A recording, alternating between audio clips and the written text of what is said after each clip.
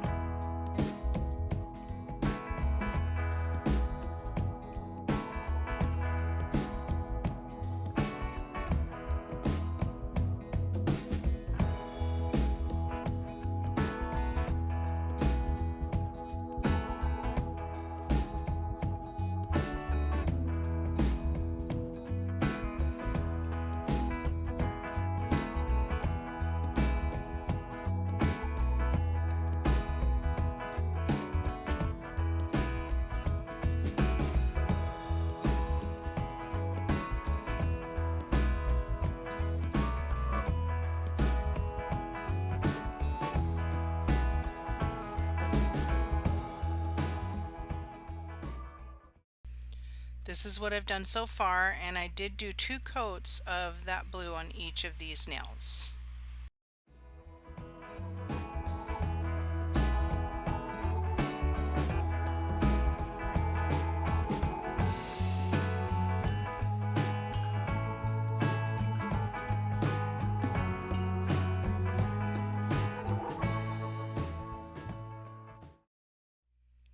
I got this chrome powder from a polygel kit that I had bought from Model 1s. I don't know exactly where to find it. I do have a link for that kit and a similar chrome powder in the description box, so if you're curious about that. But it's absolutely gorgeous. I love this chrome powder. Definitely going to be getting more when I run out. It's beautiful.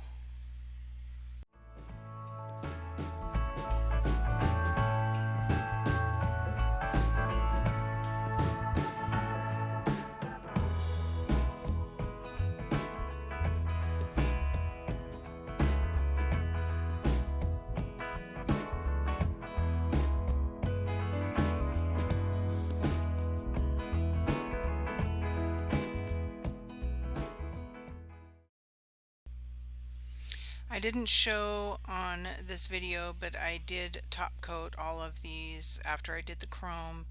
I did top coat to protect the chrome. You want to put a nice shiny no wipe top coat on top of them, or a matte coat, whatever you're going to use. I'm also going to use the top coat to add a little detailing. I'm going to just make a line right where the clear and the blue meet with the top coat, and then I'm going to sugar that with my favorite sugar glitter that I use quite frequently.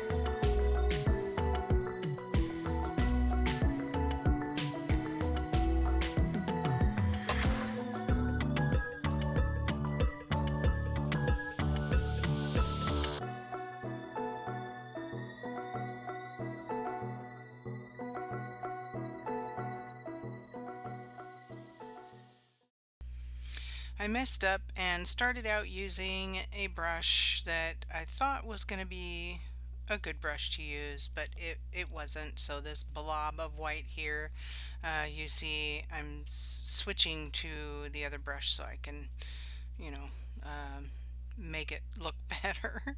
It just didn't work out. So I'm just going to use this brush for this whole snowflake, for all of the snowflakes.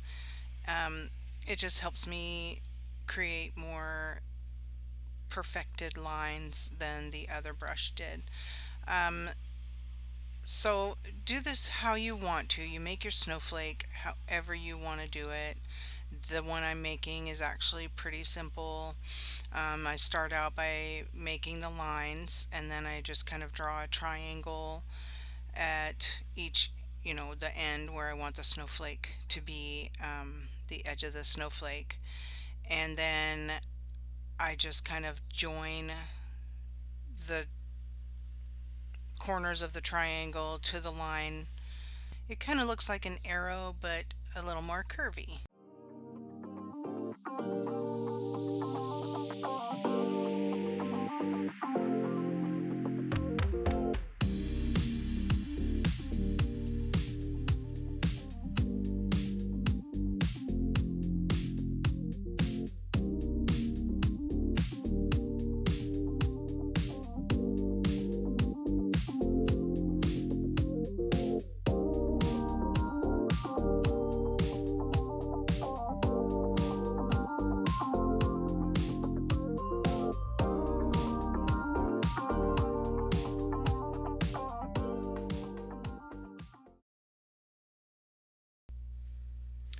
I got so frustrated when I was almost finished with this, ready to, do the sugaring, and then I found a fuzzy right in the middle, and it bugged me so much that I messed with it trying to get it off of there. I ended up just messing up the whole middle part of the snowflake, and I'd already intended on putting a gem in the middle there, but I just went with it. Instead of redoing it, I decided to put a little bit bigger gem, and then I just added the top coat, as you just saw, just a little bit of top coat just to make sure that that gem stays in, and then I'll do the sugaring after. And I've done that before. I've put a gem on and then did the sugaring. You can do it either way, sugaring first, gem on top, doesn't matter, however you want to do it. So I went with it. I didn't start over. It was frustrating, but I think the fuzzy's still in there actually. I just could not get it off of there, and I just didn't want to ruin the whole thing. So it worked out. I got the gem on there, and then there was a little bit of the gel, more of the gel on the sides of the gem after I was done. So I wiped that off, and then you'll see me, because I just didn't want it after sugaring, I didn't want that to be real bulky. So I just cleaned it up, and then I went over and detailed those parts of the snowflake again. Just being picky. Didn't have to do that, but I just wanted this to be more precise looking. So that's why you see me going over just those little parts. It didn't take very long.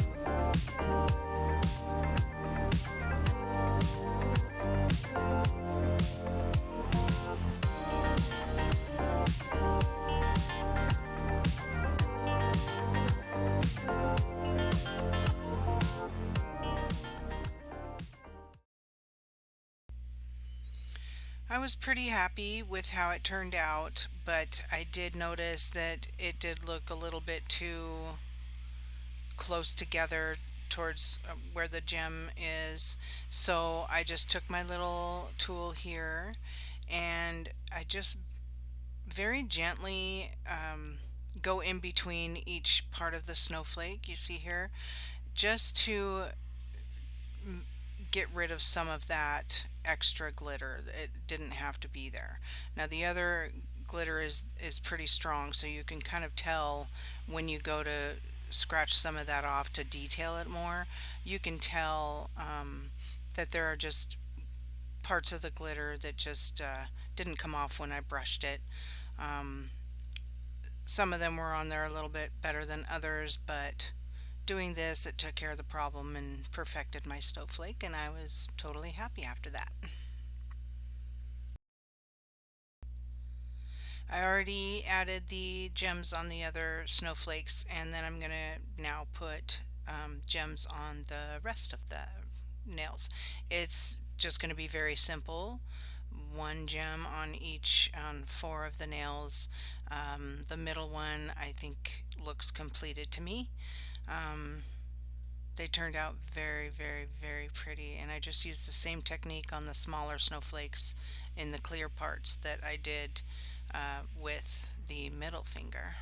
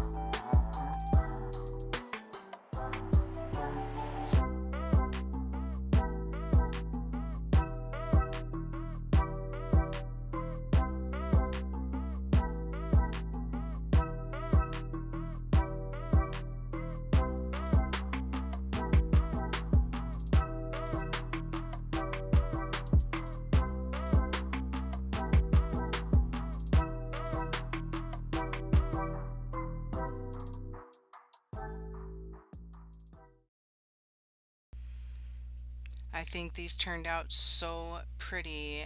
Despite the struggles I had, I dealt with it.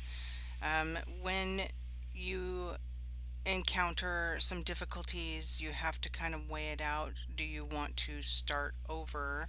If you're working on a client, you might not want to start over. Sometimes you just have to improvise and just go with it and hope everything comes out okay. Nothing has to be perfect.